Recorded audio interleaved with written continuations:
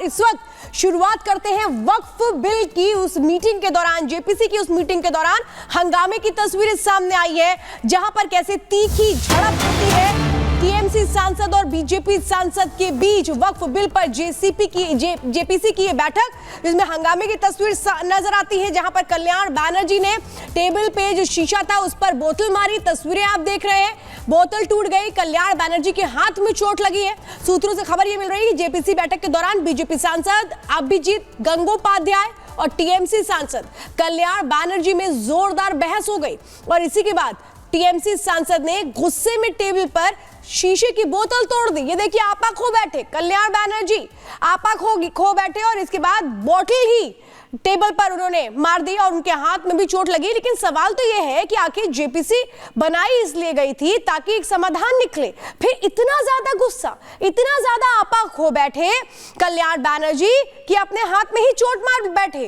कैसे देखिए, उन्होंने बोतल फेंकी शीशे पर, उस टेबल पर, और उसके बाद उनके हाथ में चोट लगी है। लेकिन जेपीसी का गठन ही हुआ था कि आखिर किसी तरह से एक सामंजस्य बनाया जा पाए, लेकिन यहां पर तो सामंजस्य से कम हंगामा होता ज्यादा नजर आ रहा है। और सवाल इसके बाद तो यह है कि क्या अब एक सकारात्मक तस्वीर सामने आएगी। ये तीन तस्वीरें हम आपको दिखा रहे हैं कि कैसे ये बैठक होती है। बैठक के दौरान कल्याण बैनर्जी को गुस्सा आ जाता है और ये जो तीखी नोकझोंक है ये किसके बीच हुई है? बीजेपी सांसद के बीच हुई है, अभिजीत गंगोपाध्याय और टीएमसी सांसद कल्याण बैनर्जी में जोरदार बहस होती है और आपा हो बैठते हैं यहाँ पर कल्याण बैनर्जी।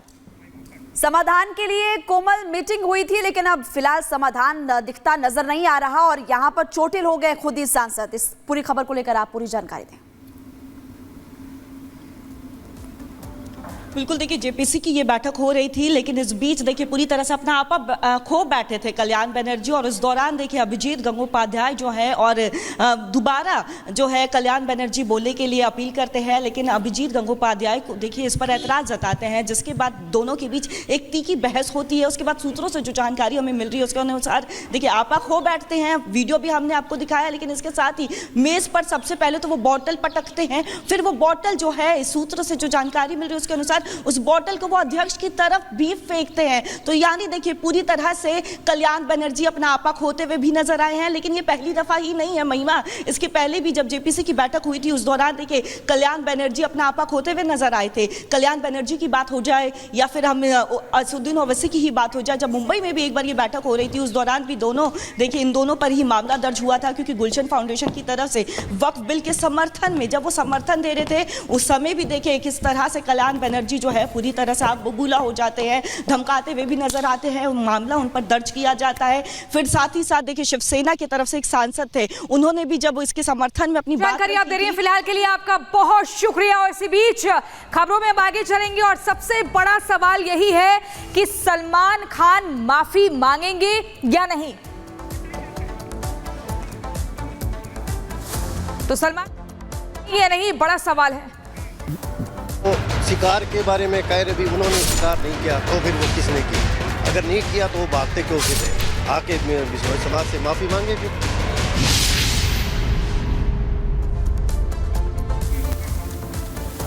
और इसी बीच बड़ी खबर आपको बता दें, काले हिरण शिकार मामले में सलीम खान यानी कि सलमान खान के पिता ने हाल ही में एक बयान दिया था और कहा था कि सलमान खान माफी नहीं मांगेंगे। इसके बाद बिश्नोई समाज में जबरदस्त नाराजगी देखने को मिल रही है। क्या इसके बाद सलीम खान अपना बयान वापस लेंगे या सलमान खान माफी मांगेंगे या नहीं, ये एक बड़ा सवाल है। लेकिन बिश्नोई समाज जो लगातार पिछले 26 सालों से सलमान खान से नाराज है, क्योंकि उनके ऊपर आरोप था काले हिरण के शिकार का, और इसके बाद हाल ही के दिनों में सलीम खान की बयान जैसे ही सामने आता है उसमें साफ तौर पर दिखता है, वो कहते हैं कि सलमान ने कोई गुनाह नहीं किया है, वो माफ़ी नहीं मांगेंगे। इसके बाद बिश्नोई समाज में लगातार नाराज़गी दिखी। काले हिरण विवाद मामले में सलमान खान के पिता सलीम खान के बयान के बाद बिश्नोई समाज काफ़ी नाराज़ है, गुस्से में है, आक्रोशित है और इसी सिलसिले में रिपब्लिक भारत राजस्थान के बीकानेर में बिश्नोई समाज के मुक्तिधाम मुकाम पहुंचा और पूरे मामले का जायजा भी लिया। पूरे भारतवर्ष में करीब 75 लाख से ज्यादा बिश्नोई समाज के लोग रहते हैं, लेकिन गुरु जंबेश्वर भगवान की अंतिम जो समाधि स्थल है वो यही है, नोखा मुक्तिधाम मुकाम। और ये मंदिर आप देख रहे हैं, ये आस्था के लिहाज से, पर्यावरण के लिहाज से वो मंदिर है जहाँ से जंबेश्वर भगवान ने ये तमाम चीज़ों को लेकर कहा कि जीव में भी प्राण है, उसको किस तरीके से रखना है।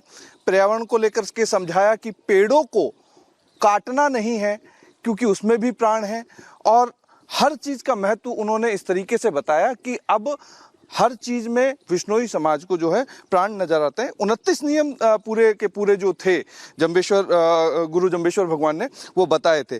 हमारे साथ में कुछ लोग हैं जो कि दर्शनार्थी भी हैं, लेकिन ये मुद्दा बिल्कुल अलग है। मुद्दा क्या है? मुद्दा ये है कि सलीम खान जो कि सलमान खान के पिता हैं, उन्होंने हाल ही में एक बयान जारी किया और उन्होंने कहा कि सलमान ने कॉकरोच जीवन में नहीं मारा, जानवरों से वो प्रेम करता है।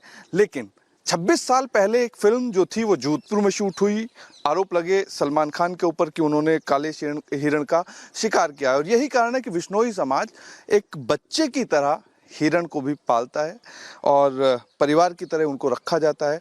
अगर हिरण मर भी जाता है तो उसका अंतिम जो क्रियाएं होती हैं, दाह संस्कार जिसको बोलते हैं, अंतिम संस्कार जिसको बोलते हैं, वो पूरा उसी तरीके से किया जाता है जो हिंदू रीति रिवाज के अनुसार किए जाते हैं।